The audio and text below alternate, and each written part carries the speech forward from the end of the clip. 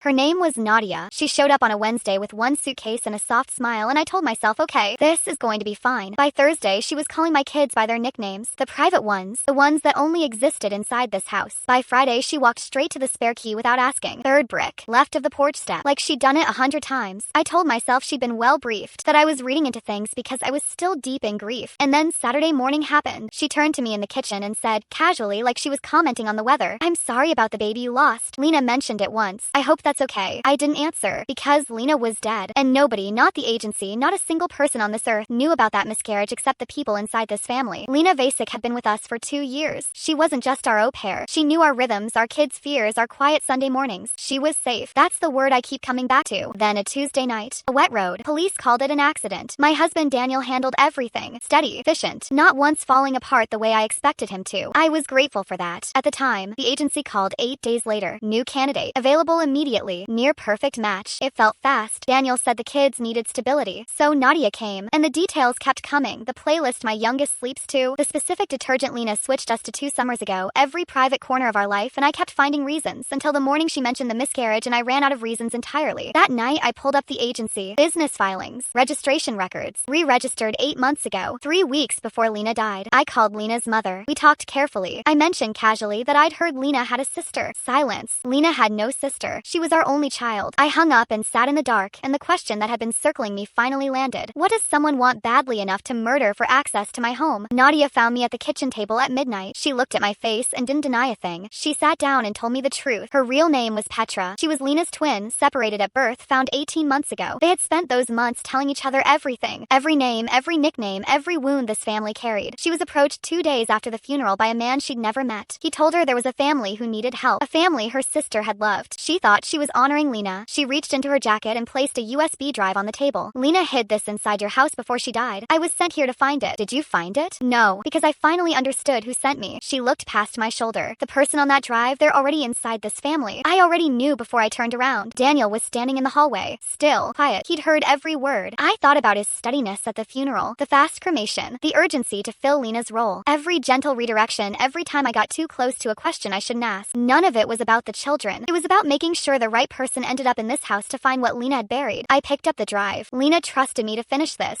so I will.